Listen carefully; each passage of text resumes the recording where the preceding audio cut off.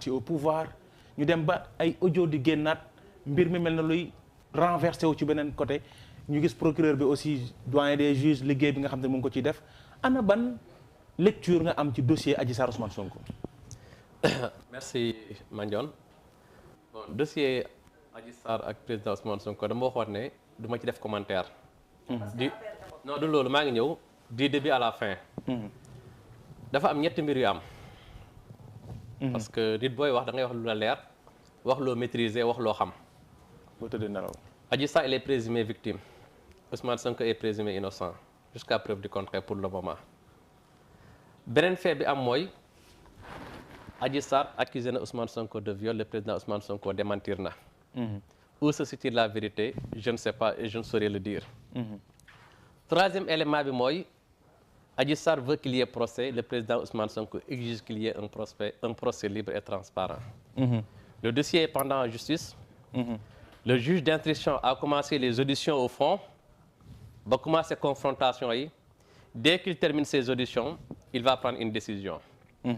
Tey jii il y va de l'intérêt de tout le monde de toutes les deux parties à ce que la vérité leer nañ au bénéfice du peuple sénégalais et au bénéfice de la justice sénégalaise.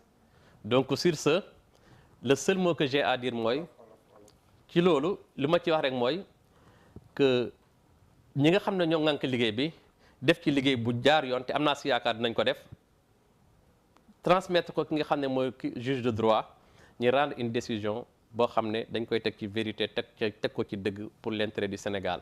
parce que yaakaar naa ne loolu mooy jàmm Sénégal mooy namu Sénégal te aussi moom mooy yëkkati justice sénégalaise te am naa yaakaar ne nii ñu ko commencé dina kii quant à audio yi ñuy déglu à gauche à droite wax dëgg fa yàlla du ma ci déglu dara parce que audio aussi est-ce que am na authenticité juridique ou pas point d'interrogation xaw ma ko. donc mënuma ci avancer ci loolu en tout cas li leer ba leer mooy lorsque un juge rend une décision da koy teg ci ay ci éléments matériels yu leer nañ xool est-ce que infraction bi c'est une infraction qui est prévue par la loi est-ce que aussi élément moral bi aussi am na ces trois éléments là il faut mooy constituer une infraction.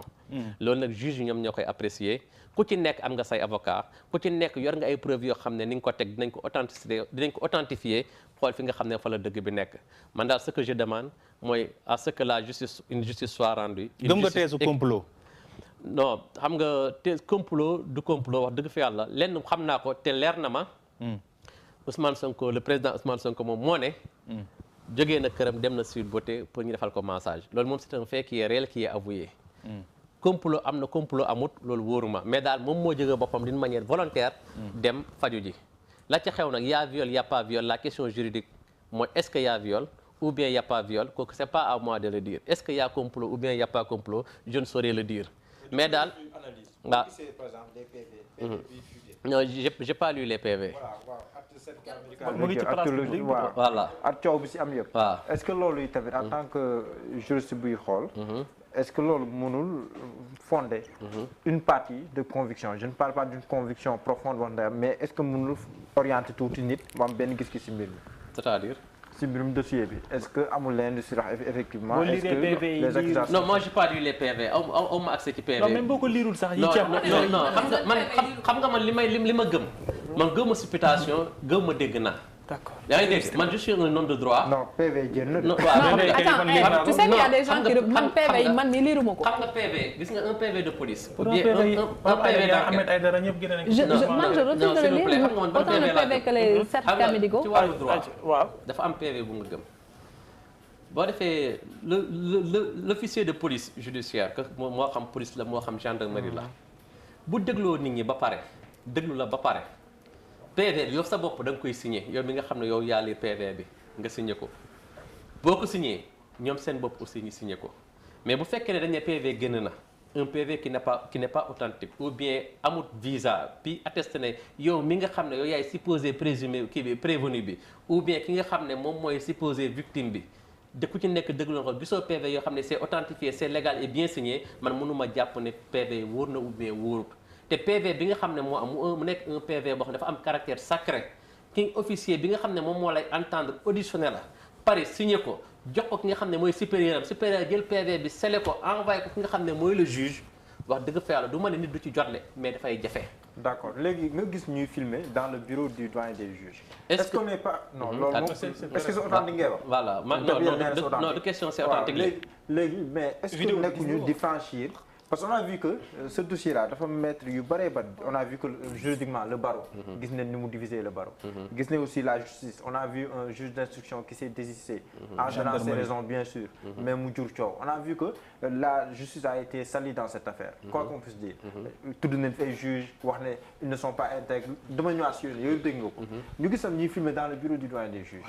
doyen des juges boo doon gis bureau mit la woon si yow. est-ce que nekkul di franchir ay étapes yoo xam ne nii dossier boobu moytul. dina am yu bëree bëri yoo xam ne ni mën na koo yàq si réew mi. xam nga tribunal aussi boo fa demee dafa am nu mu tëddee dafa am salle d'attente am bureau greffier am bureau juge.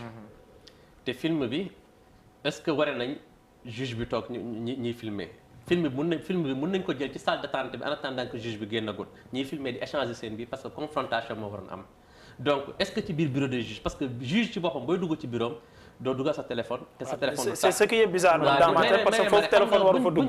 non je confirme. comme bureau juge téléphone waru fa dugg looloo tax film yi jaaxal ma. je fais damay leeral parce que Sénégal dañu naan teel rek ne damm na. dëgg la juge booy dugg si bureau garde pénitentiaire dañ lay visiter téléphone dañ koy teg bu ngeen ñëwee nag demagone juge bi génnagul ngeen nekk salle d'attente bi di waxtaan ngeen war a am confrontation. te instant bi nekk leen woon en détention préventive bu leen neexee ngeen di échanger baa ngeen di filmer. mais filmer ni te yëgu ko. muy bureau juge waaw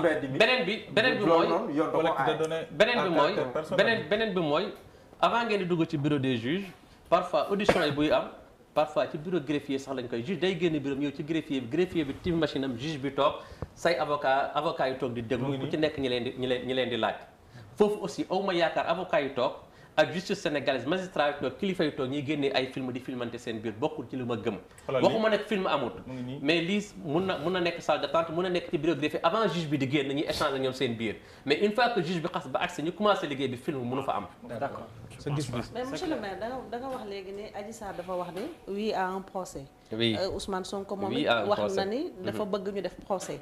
ñu gis ni procès bi ñëpp ñu ngi koy xaar. deux parties yëpp bëgg nañ procès am. 98% des Sénégalais bëgg nañ procès am. parce que ñu ci bari seen xel leerul ci kan moo wax dëgg kan moo waxul dëgg. ñu jëm ci élection législative.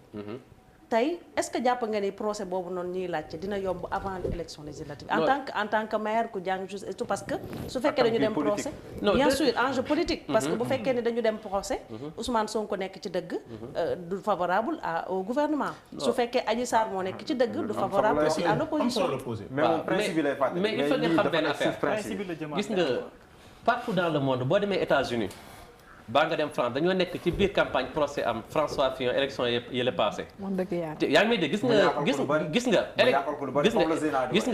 dossier judiciaire ak dossier politique parfois duñ benn il faut gars yi xam loolu ba pare buñ demee ci procès bu fekkee ne avant élection yi la ku ci mun di gagner ça mun na nekk avantage ci kii mun na nekk avantage ci kii mais li ma leen bëgg a xamal mooy élection législative ak élection yi nga xam ne moom mooy am amul benn rapport ak li nga xam ne moom mooy procès bi. mais mën na influer ñi gëm non ñi gëm. mais s'il vous plaît ñi gëm. bi passé dañ koo convoqué mu ne dañuy def élection moo tax ñu convoqué ndàngam après dañ convocation dañ koo reporté ba après local xam nga parfois ñaari agenda yi yenn saa yi day am xam nga parfois les hommes politiques dañuy jaxase les dossiers judiciaires et les dossiers politiques te parfois pour éviter parfois am na yoo xam ne c'est pour la stabilité et la cohésion sociale da ci am yoo xam ne pour éviter ay tensions am il faut que am mesures yoo xam ne dañ koy jël pour la paix de ce pays là parce que suñ jàmm kon su ma la déggee mooy njott nañ ni procès bi ñu bëgg nii jamono ji mënul am non wax ma mënul am je ne sais pas du man maay déterminer le calendrier le juge ci boppam présentement le juge d'instruction actuellement est en train de faire des auditions au fond moo xam bu pare mun na pare audition yi ñu toog 4 mois ba 5 mois parce que juge bi bu pare dafay jël décision décision bu mun di jël dañ koy tuddee ordonnance de règlement ci ordonnance de règlement mun na nekk une ordonnance de non-lieu ou bien une ordonnance de renvoi devant un tribunal diggante ordonnance boobu muy jël ak notification bi nga xam ne mooy notification date procès bi ça mun na jël 3 mois mun na jël 4 mois mun na jël 5 mois ça dépend des calendriers du tribunal et des juges yi nga xam ne ñoom ñooy am dossier bi pour statuer ci donc am na aussi une différence ça ne veut pas dire que dañuy pare tey audition bi suba ba gannaaw suba ou bien dans un mois rek ñu àtte leen mun na am aussi un délai boo xam ne dina nekk diggante audition yi fu muy jeexee ba juge bi boucler enquête am ba jël benn ordonnance de renvoi yóbbu ko devant le tribunal intervalle bi ñu leen di notifier seen date pour ñu taxaw procès mun na nekk 4 mois 5 mois 6 mois. D'accord. tout dépend du aussi tout dépend du juge et du calendrier du tribunal yi nga xam ne ñoom ñoo war a jël affaire bi enquêté ko. waaw ma ñëw mën naa dugal ci benn laaj Gabriel man li ma la bëgg a laaj man mooy da nga am ay antécédents ak Ousmane Sonko